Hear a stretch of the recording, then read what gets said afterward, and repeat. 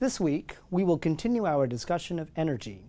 We will introduce the concept of potential energy, which is related to the work done by a conservative force, and also the concept of total mechanical energy, which is defined as the sum of the kinetic and potential energies.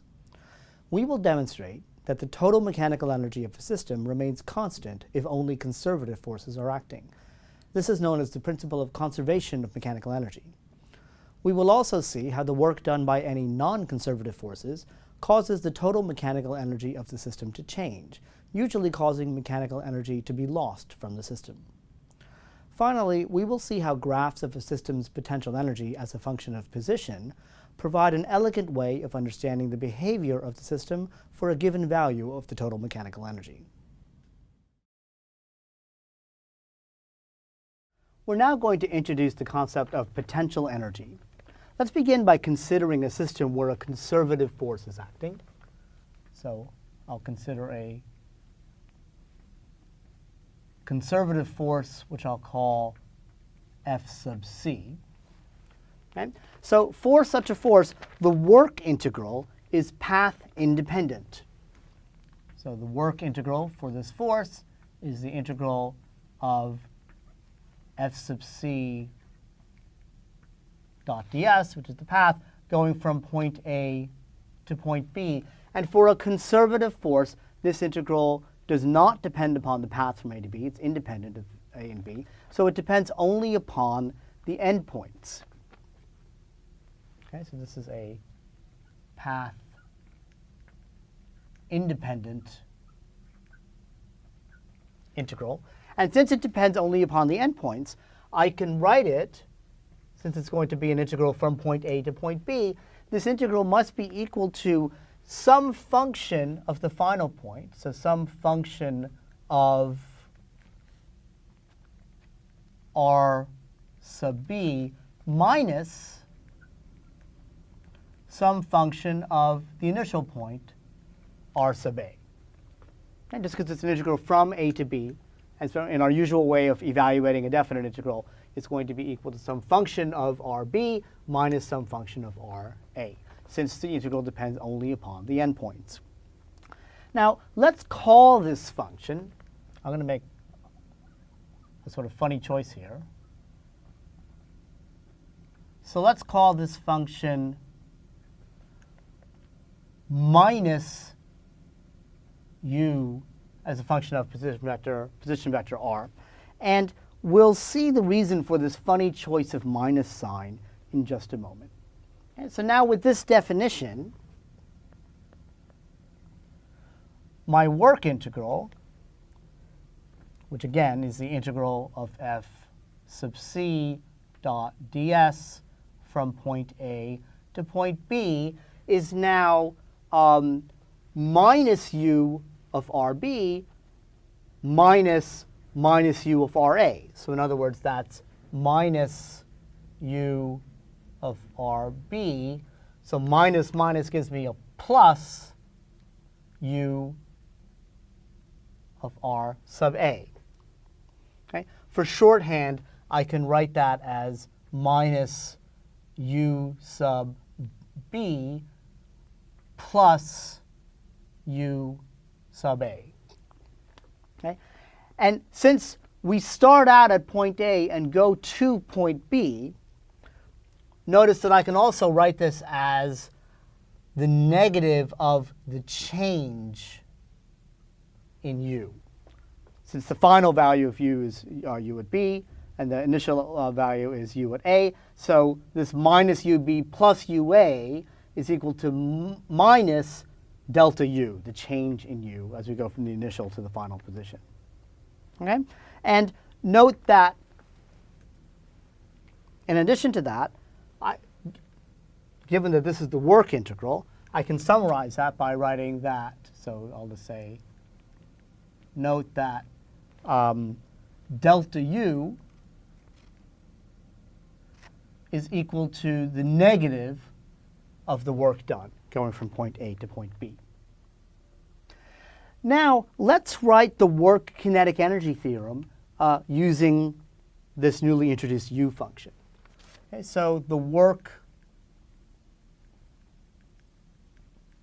kinetic energy theorem, which tells us that the work done, which we've seen is minus u sub b plus u sub a, is equal to the change in kinetic energy, delta k, which I can write as k sub b minus k sub a, or I could also write that as 1/2 m vb squared minus 1/2 m va squared. So this is just restating that the work done on the system is equal to the change in kinetic energy. And I can write the work in terms of my function u that I've introduced here. It's minus u sub b plus u sub a. So I'm going to rearrange this equation now, basically the one involving u's and the one involving kinetic energies, so that I have all the terms involving point A on one side and all the terms involving point B on the other side. So rearranging, I get that at point A, 1/2 m va squared plus u sub a is equal to, at point B, 1/2 m vb squared plus u sub b. Now, notice, however, that there's nothing special about how I chose the points A and B. They're completely arbitrary. So that means this equation must be true for any points A and B. And what that means is that each side must be equal to the same constant for any point in the system. So in fact, we can write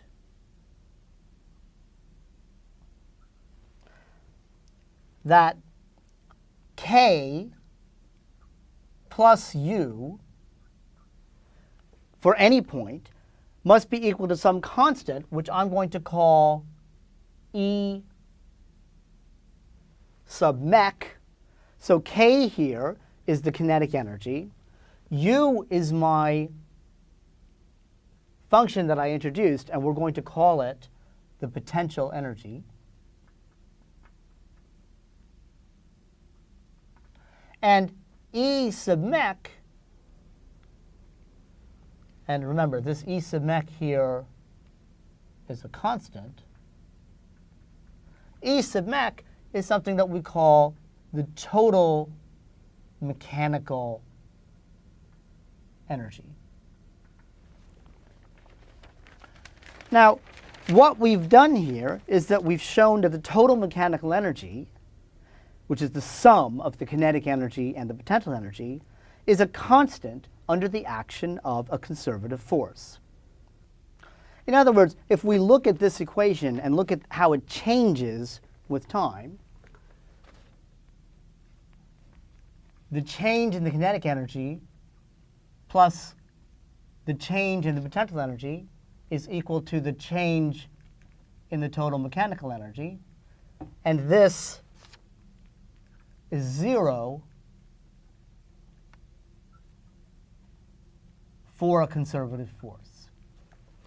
So in other words, the change in kinetic energy is balanced by the change in potential energy such that the sum is 0 when the force acting is conservative. Now, we've now introduced the very important concept of the potential energy that is associated with a conservative force. And we see that the change in the potential energy, the way we defined it, the change in the potential energy is equal to the negative of the work integral for a conservative force, going from point A to point B. Now, in fact, it's actually only the change in the potential energy that has physical significance. We'll be concerned with potential energy differences or changes. The actual value of the potential energy itself doesn't matter. We're free to choose any convenient reference point or 0 point for measuring the potential energy. It's equivalent to choosing a coordinate origin when we're talking about positions. Now, the potential energy change is related to the work done by conservative forces. But we know that in general, work can also be done by non-conservative forces, although that work by non-conservative forces will depend upon the path taken from point A to point B. So in general, the total work is given by the sum of the conservative work, the work done by conservative forces, which we can relate to a potential energy change, and the non-conservative work done. And it's this total work that tells us what the change in the kinetic energy is. Now, we'll soon see that in the presence of non-conservative forces, the total mechanical energy, which is K plus U, is not a constant. We now would like to explore the concept of potential energy difference for a conservative force. Let's consider the following case. Suppose you have an object of mass m, and it's located at a certain height yi, initial, and so this is our initial state. And we would like to move this object upwards, so it goes up to a height y final. This is our final state. And in our initial state, we might have some initial velocity, and in the final state, we might have some final speed. And what we'd like to do now is we know that if there's a gravitational force, mg, acting downwards, that this gravitational force is a conservative force. And now what I'd like to do is, because the force is conservative, it doesn't depend on the path that our object goes to the final state. It just depends on the parameters that describe the initial and the final states. In fact, we'll see it only depends on the initial height and the final height. So what I'd like to do is define a potential energy difference in the following way. So as a definition, the potential energy difference between these 2 points is given by the negative of the work done by the gravitational force in going from the initial state to the final state. Notice this negative sign. Because the gravitational force here, Fg, is minus mg j hat, where we're taking j hat up, we've seen that this is an example of a conservative force. And it doesn't matter how we went from the initial to the final states. So we can generalize this idea for potential energy. But first, let's just remind ourselves of the calculation. When we did this calculation before, we have U final minus U final initial equals a negative sign in the definition. And when we calculated the work done by the conservative force, we had negative mg y final minus y initial. Notice the 2 minus signs, so we get mg y final minus y initial. Now, many times people talk about changes in potential energy. So when I write delta U, I mean precisely the potential energy at the final state minus the potential energy at the initial state, the change in potential energy, and that's equal to mg times the change in the displacement. And so we see here for this example that if delta y is positive, that implies that the potential energy is increasing. Now let's connect that to our definition. Why is the potential energy increasing when we raise something? Well, the gravitational force points downwards, the displacement is upwards, so the work done is negative, and another minus sign means the change in potential energy is positive. If the object is moving with no change in height, that tells us that the potential energy change is 0. And finally, if delta y is less than 0, that implies that the change in potential energy is negative. Now, again, let's examine this case. If we were actually lowering an object, dropping it down, the object moved downward from an initial state to a final state. The gravitational force is downward. The displacement is downward. The integral is positive. The extra minus sign corresponds to the change in potential energy being negative. Now that we've calculated the change in potential energy between some initial and final heights for the gravitational problem, mg of y final minus y initial, for this conservative force of gravity, and we had our coordinate system like that, we were able to calculate the change in potential energy. And remember, our theorem is that non-conservative work equals delta K plus delta U. Now what we'd like to do is establish the concept of a reference point for potential energy. And we'll do that as follows. See, the change in potential energy only depended on, say, our initial state and our final state. What we'd like to do is introduce the concept of a reference point. So let's identify some point yp to be our reference point, and we'll define a potential yp to be the reference potential. And if we want to talk about the potential energy in a final state, we'll always refer it to the difference between that and the reference point. So this is delta U between the final state and the reference point. Likewise, for the initial state, we'll always refer that with respect to our reference point. So any state that we have, we can always refer the potential energy difference between some state and some reference point. Why do we do this? Because notice that if we look at U final minus U reference point, and we subtract from that U initial minus U reference point, then the difference, the reference points, here we have a minus, here we have a plus. This is just equal to U final minus U initial, which is delta U. So the change in potential energy between any two states is independent of how we choose our reference potential, but it can make calculations easier when we can identify what the potential energy is for a little state. Now let's look at our example. So for our gravitational problem, we will choose y reference point to be 0. And we'll choose the potential energy at this reference point also to be 0. So our reference potential at the origin is 0, and I'll denote it like that. Then the potential energy at some initial state minus the reference point, well, we can use our formula here because this is between any two states. So this is mg y initial minus the reference point.